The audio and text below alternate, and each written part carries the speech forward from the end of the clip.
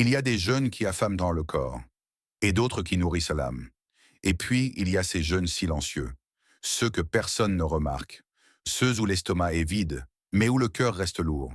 Peut-être que tu jeûnes depuis des années, peut-être que tu attends ce mois avec amour, mais au fond de toi, une question murmure. Pourquoi mon jeûne ne me transforme plus comme avant? Allah ne regarde pas seulement ce que tu manges. Il regarde ce que ton cœur devient pendant que tu t'abstiens. Ô vous qui avez cru, le jeûne vous a été prescrit comme il l'a été à ceux avant vous, afin que vous atteigniez la piété. La question n'est donc pas as-tu jeûné, mais es-tu devenu plus conscient d'Allah? Un jeûner avec le corps, mais pas avec le cœur. Il y avait un homme. Pas un homme mauvais, un homme comme beaucoup d'entre nous. Chaque année, lorsque le mois béni arrivait, il se préparait avec sérieux. Il réglait son réveil pour le sourd. Il surveillait l'horloge avant l'adhan du Maghrib. Il connaissait les règles du jeûne. Ce qui annule, ce qui ne l'annule pas. Son estomac obéissait. Ses lèvres se fermaient. Son corps respectait les limites. Mais à l'intérieur, quelque chose restait ouvert, libre, indiscipliné. Quand on lui parlait, sa langue pouvait devenir lourde. Un mot tranchant, lancé sans y penser. Quand quelqu'un le contrariait, son regard se durcissait.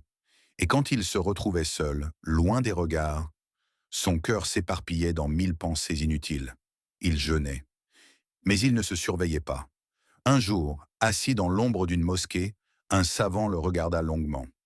Puis il lui dit, sans reproche, sans colère, « Ton estomac jeûne, mais ton cœur est toujours en liberté. » Ces mots frappent différemment quand on est sincère, parce qu'ils dévoilent une vérité que l'on fuit souvent. Le prophète, que la paix et le salut d'Allah soient sur lui, avait déjà averti. Il est des gens qui jeûnent et n'obtiennent de leur jeûne que la faim et la soif.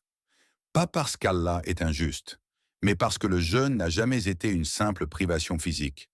Alors prends un instant, respire et pose-toi ces questions, sans chercher à te défendre. Quand je jeûne, est-ce que mes pensées jeûnent aussi? Est-ce que mon regard baisse quand il devrait? Est-ce que mon cœur devient plus attentif à Allah ou juste plus impatient à l'iftar? Allah ne regarde pas seulement les actes visibles, il scrute ce qui se cache derrière. Allah connaît la trahison des regards et ce que les poitrines cachent. Il connaît ce regard qui dure une seconde de trop, cette pensée que l'on laisse entrer sans la repousser, cette rancune que l'on nourrit tout en jeûnant. Le jeûne est censé affaiblir le nafs, mais parfois, nous l'affamons physiquement, tout en le nourrissant intérieurement. Il y a des cœurs qui jeûnent vraiment. Ils deviennent plus sensibles, plus humbles, plus conscients de la présence d'Allah. Et puis, il y a des cœurs distraits, occupés par le monde, les écrans, les paroles inutiles, les pensées répétitives. Allah dit, n'est-ce pas par l'évocation d'Allah que les cœurs s'apaisent? Mais comment un cœur peut-il s'apaiser s'il ne jeûne jamais de ce qui le pollue? Le jeûne n'est pas une pause alimentaire, c'est une rééducation intérieure. Un contrat secret, silencieux, entre toi et Allah. Un contrat où tu dis, sans parole, Ya Rab, je renonce pour toi. Je te donne même ce qui m'est permis, alors protège-moi de ce qui m'est interdit. Si ton cœur ne change pas, si ton regard reste le même, si ta langue continue de blesser, alors la récompense s'amincit, même si les journées sont longues, même si la fatigue est réelle, même si personne ne voit ton effort. Parce qu'Allah ne cherche pas des estomacs au vide, il cherche des cœurs réveillés. Et parfois, la plus grande erreur du jeûne, ce n'est pas de manger, c'est d'oublier pourquoi on s'abstient. Erreur 2. Laisser son caractère détruire ses récompenses. Imagine cette scène. Le soleil décline lentement. La journée a été longue. Le corps est fatigué, l'esprit un peu lourd. La bouche est sèche. Le ventre réclame. Tu as jeûné depuis l'aube. Tu as tenu. Tu te dis intérieurement, encore un peu. Et puis, sans prévenir, quelqu'un te provoque. Un mot mal placé. Un ton arrogant. Un regard qui méprise. Rien de grave en apparence, mais au mauvais moment. La fatigue ouvre la porte, la faim enlève les filtres, et soudain, la colère parle à ta place.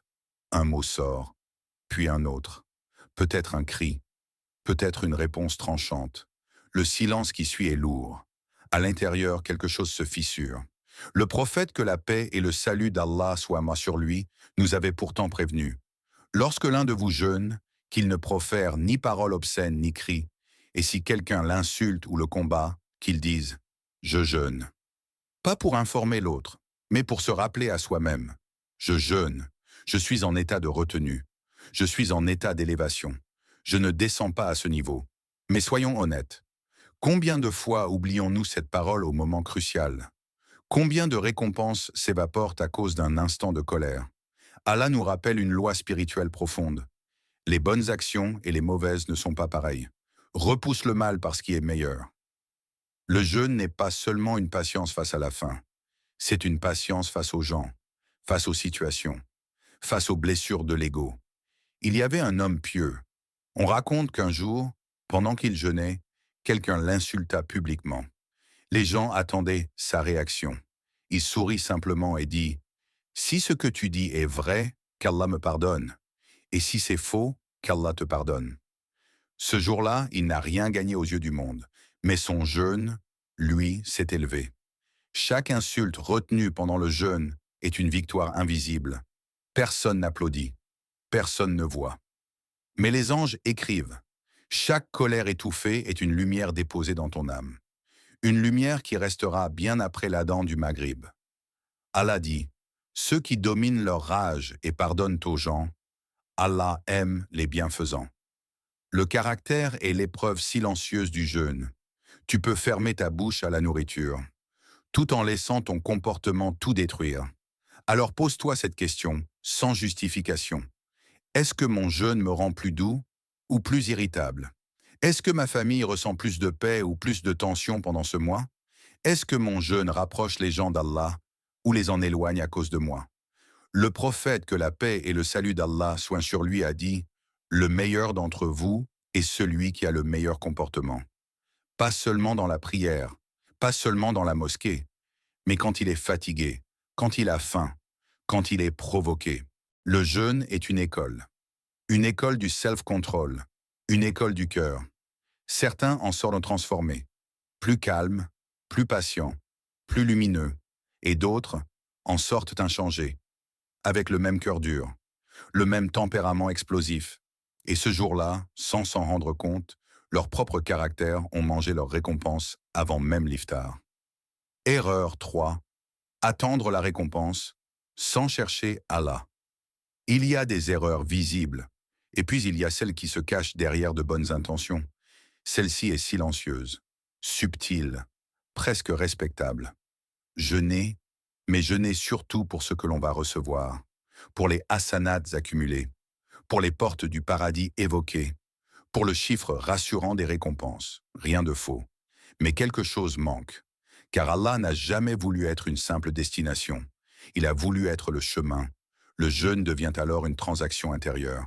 Je m'abstiens, donc je mérite. Je souffre, donc je récolte. Mais Allah ne veut pas être traité comme un calcul. Il veut être une présence vécue. Il dit « Je suis proche. Je réponds à l'appel de celui qui m'invoque lorsqu'il m'invoque. » Proche, pas seulement au moment de la demande, mais au moment du silence, au moment où le cœur se vide de tout, sauf de lui. Le jeûne est précisément cet espace rare, quand le bruit diminue, quand les désirs se calment, quand l'âme devient plus légère que le corps. Le voile s'affine, pas parce que tu as faim, mais parce que tu as moins d'attache. Et pourtant, combien de jours passent sans une seule larme, sans une seule parole intime échangée avec Allah? Pas une demande, pas une liste, juste une présence. Demande-toi avec sincérité, quand ai-je parlé à Allah pour la dernière fois sans rien attendre en retour? Quand ai-je jeûné juste pour être plus proche de lui, et non pour ce qu'il donne?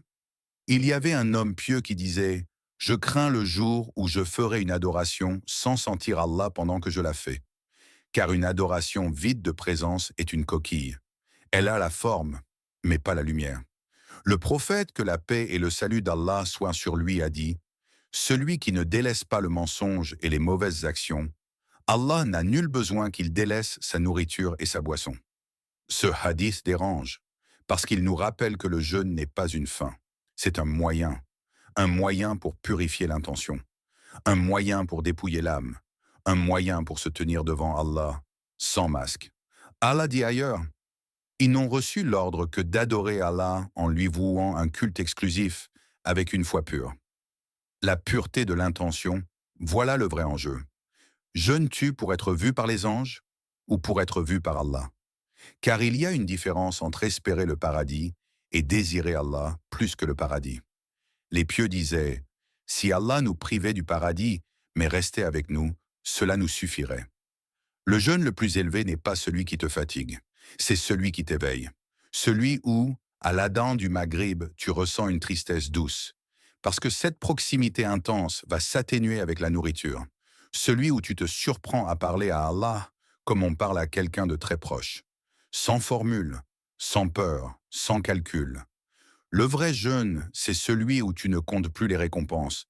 Parce que ta plus grande récompense, c'est de sentir qu'Allah est là, présent, attentif, plus proche que jamais. Et dans ce silence intérieur, le cœur comprend enfin que ce n'était pas la fin qu'Allah voulait, mais toi. Et si, cette fois, tu jeûnais autrement? Pas juste avec ton estomac, mais avec ton regard, ta langue, ton caractère, et surtout, ton cœur.